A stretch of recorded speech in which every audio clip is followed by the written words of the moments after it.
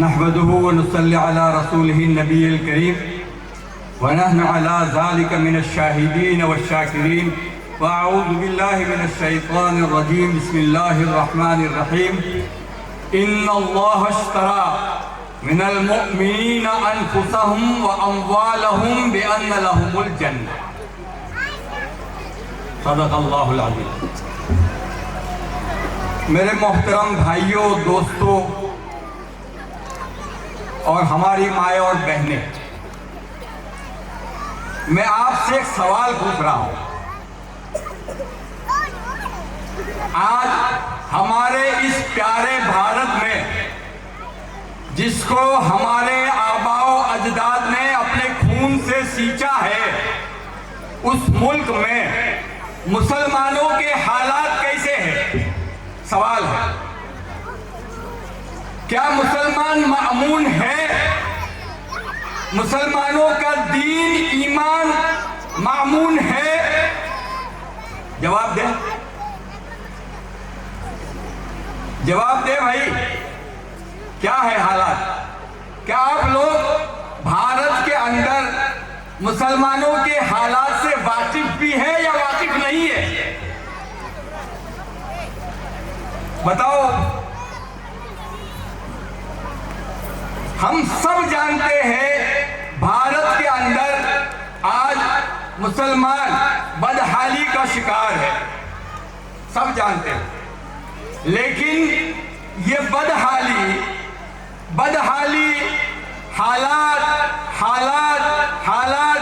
چیخنے سے نہیں جائیں گے، یہ طے ہے۔ حالات کا رونے سے حالات دور نہیں ہوتے۔ دوسری بات یہ ہے کہ حالات آئے کیسے ہیں یہ سمجھنا ضروری ہے۔ حالات کیسے آئے؟ حالات آنے کی وجہ کیا ہے؟ 1866 کے اندر ہمارے بزرگوں نے ہمارے ایمان اور عمل کی حفاظت کے لیے دارالعلوم دیوبند کی بنیاد کو رکھا۔ وہ یہ چاہ رہے تھے کہ ہمارے ایمان اور عمل محفوظ ہو، ہماری شریعت محفوظ ہو، ہمارا دین محفوظ ہو، ہم چین سکون کی، اطمینان کی، ایمان والی زندگی ہم اس پیارے بھارت کے اندر گزارے۔ لیکن ہوا کیا؟ آج اس حال کے اندر ہم ہیں، اس کے وجوہات کیا ہے؟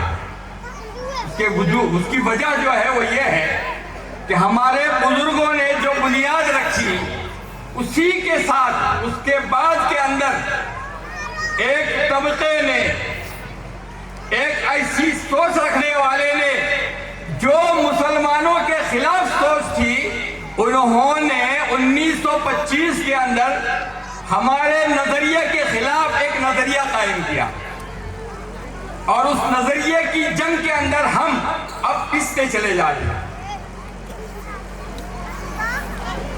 ہمارا مسلمانوں کا نظریہ کیا ہے؟ ہمارا مسلمانوں کا نظریہ یہ ہے کہ ہم لوگ اللہ اور رسول اور آخرت پر یقین رکھتے ہیں۔ اللہ، رسول اور آخرت روزانہ سنتے ہیں، لیکن یہ نظریہ کیا ہے؟ نظریہ یہ ہے کہ ہم یہ سب یقین کے ساتھ مانتے ہیں کہ ہماری جان، ہمارا مال، ہماری ساری صلاحیتیں اور ہمارا سب کچھ جو ہے وہ اللہ ہی کا دیا ہوا ہے، اور یہ اللہ کی امانت ہے، اور اس اللہ کی امانت کو اس کی مخلوق کے لیے خرچ کرنا ہم پر ضروری ہے۔ یہ ہمارا نظریہ ہے، اور ان چیزوں کو ہم اللہ کی مخلوق تک کیسے پہنچائیں گے؟ اس کو اللہ پاک کے نبی صلی اللہ علیہ وسلم نے اپنے امت کے ایک ایک فرد کو سمجھایا ہے، اور اگر اس امانت میں اللہ پاک کے نبی صلی اللہ علیہ وسلم کے بتائے ہوئے طریقوں پر خرچ نہیں کیا گیا اور اس میں خیانت کی گئی تو آخرت کے اندر اس کا جواب دینا ہے۔ مطلب یہ ہوا ہمارا علم امانت ہے، ہمارا مال امانت ہے، ہمارے بچے امانت ہے۔ اس امانت کی فکروں کے ساتھ جینا مسلمانوں کے ذمہ ضروری تھا، لیکن آج مسلمان اس کی سوچ بدل چکی ہے، اس کا نظریہ چینج ہو چکا ہے۔ مالدار سمجھتا ہے میں نے مال کمایا ہے، مال میرا ہے، میں جیسے چاہوں اس طرح استعمال کروں گا، یہ سوچ بن چکی ہے۔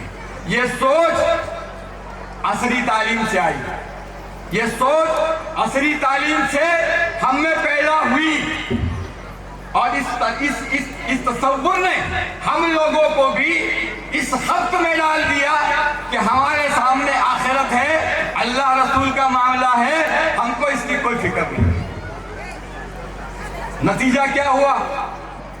نتیجہ یہ ہوا کہ دشمن نے ہمارے اس نظریے کے ختم ہونے کی وجہ سے اپنے نظریے کو ہم پر تھوپ دیا۔ آج ایک مسلم ٹیچر میں اور ایک غیر ٹیچر میں فرق کیا ہے؟ وہ بھی عصری تعلیم اس لیے لے رہا ہے کہ وہ اس سے ڈگری حاصل کرے گا، اور ڈگری حاصل کرنے کے بعد وہ اس سے پیسے کمائے گا۔ ایک مسلمان ڈاکٹر بھی یہی سوچ کر ڈگری حاصل کرتا ہے، تو دونوں کے نظریے میں فرق کیا ہوگا؟ مسلمان ڈاکٹر کے نظریے کی بات یہ تھی کہ وہ اس لیے ڈگری حاصل کر رہا ہے کہ وہ ڈگری حاصل کر کے انسانیت کی خدمت کرے گا۔ یہ نظریہ اللہ پاک کے نبی صلی اللہ علیہ وسلم نے امت کے ہر فرد کو دیا تھا۔ اس نظریے کی حفاظت علماء نے کی، اور علماء کے اس نظریے کی وجہ سے ہی آج پورے بھارت کے اندر مکاتب اور مدارس کا جو جال پھیلا ہوا ہے، اور آج ہمارے ذہنوں کے اندر دین کی جو اہمیت ہے وہ انہوں نے اس نظریے کی وجہ سے ہی ہم کو پلایا۔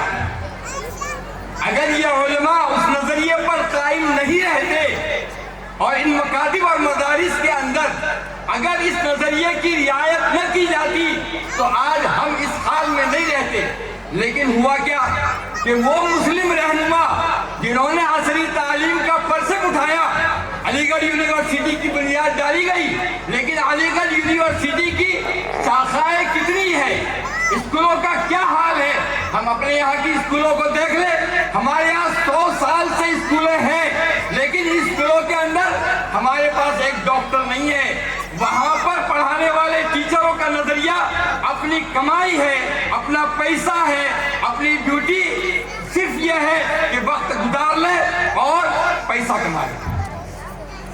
اور ہمارے مکاتب اور مدارس کے اساتذہ کا نظریہ یہ ہے کہ وہ 10,000 روپیہ کمائیں گے اور جو اللہ پاک نے دیا اس پر گزر بسر کر لیں گے، لیکن ہم امت کے ایمان و عمل کو حفاظت کے لیے یعنی دیوار بن کر کھڑے ہو گئے۔ یہ ایک نظریہ تھا، اس نظریے کی وجہ سے آج ہم دین کے حامل ہیں۔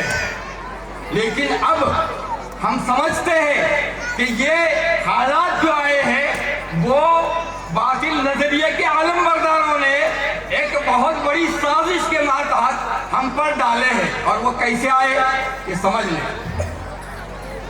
وہ آئے اس طور پر کہ سب سے پہلے انہوں نے عصری تعلیم کو الگ کیا اور دینی تعلیم کو الگ کیا، اور اس کے بعد دونوں تعلیموں کو الگ کرنے کے بعد انہوں نے عصری تعلیم کے اوپر اپنے لوگوں کو داخل کیا۔ آج ہم سب کی ایک شکایت ہے، شکایت یہ ہے کہ ہر جگہ پر ان کے آدمی، پولیس ڈپارٹمنٹ میں ان کے آدمی، عدالت میں ان کے آدمی، جہاں دیکھو ان کے آدمی۔ میں آپ سے سوال کرتا ہوں کہ یہ آدمی ایسے ہی چلے آئے یا کسی عہدے کی وجہ سے پہنچے؟ اور وہ جس عہدے کی وجہ سے پہنچے وہ کس عہدے کی وجہ سے پہنچے؟ یہ عصری تعلیم کی وجہ سے پہنچے۔ ہم نے عصری تعلیم کو پسے پش ڈالا، جس کے نتیجے کے اندر انہوں نے ان عہدوں کو ہڑپا، اور ان عہدوں کو ہڑپ کر انہوں نے اس پر قبضہ کیا، اور اس قبضہ کرنے کی وجہ سے آج ہم لوگ جو ہے ان کے شکار بن گئے۔ اور ہم اس کی وجہ سے پریشان ہیں۔ اب اس کا حل کیا ہے؟ حل یہ ہے کہ ہم لوگ ان جگہوں پر اپنے افراد کو بھیجیں، اور ان جگہ پر اپنے افراد کو بھیجنے کے لیے عصری تعلیم کے علاوہ کوئی راہ نہیں ہے۔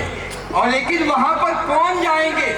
ہر مسلمان جو اس نظریے کا حامل ہو جو اللہ کے نبی نے ہم کو کیا ہے، اس نظریے کا حامل اگر وہاں جاتا ہے تو وہ کام کا ہے، ورنہ اگر اس نظریے کا حامل آدمی وہاں نہیں جاتا تو وہ کسی کام کا نہیں۔ اس کے لیے ہم لوگوں نے، یونیک نے ایک ٹارگیٹ لیا ہے، ایک مشن اپنے ذمہ لیا ہے، وہ یہ کہ ہم اسکولوں کے اندر علماء کو بھیجیں گے، اور وہ علماء اس نظریے کو زندہ کریں گے، آنے والی نسل کو یہ نظریہ سکھائیں گے۔ آپ ڈاکٹر بنیں گے، لیکن ڈاکٹر جیب کاٹنے کے لیے نہیں بنیں گے، آپ ڈاکٹر بنیں گے خدمت کے لیے بنیں گے۔ آپ ٹیچر بنیں گے، ٹیچر اس لیے نہیں بنیں گے کہ آپ ٹیچر کے ذریعے بن کر پیسے کمائیں، آپ ٹیچر اس لیے بنیں گے کہ ٹیچر کے راستے سے آپ مسلم امت کے افراد کو تلاشیں، ایسے ہیرے اور ایسے موتی تلاشیں کہ جو اس قابل ہو کہ وہ عدلیہ کی کرسیوں پر بیٹھے، وہ کلیکٹر اور بڑے بڑے عہدوں کے اوپر جا کر مسلمانوں کی رہنمائی کرے۔ اس کے لیے ہم نے یہ کھولا ہے، جہاں جہاں پر اسکول ہے، پرائیویٹ اسکول ہے، وہاں پر ہم علماء کو آگے پیچھے داخل کریں گے، لیکن جہاں پر پرائیویٹ اسکولیں نہیں ہے وہاں ہم کیا کر سکتے ہیں؟ اس کے لیے ہمارے مکاتب جہاں کے اساتذہ مخلص ہے، سارا سب کچھ چاہتے ہیں، نظریے کے حامل ہے، نظریے کو زندہ کرنا چاہتے ہیں، لیکن ان کے پاس عصری تعلیم نہیں ہے، عصری تعلیم نہیں ہے تو وہ ایسے چیزوں کو کیسے پیدا کریں گے؟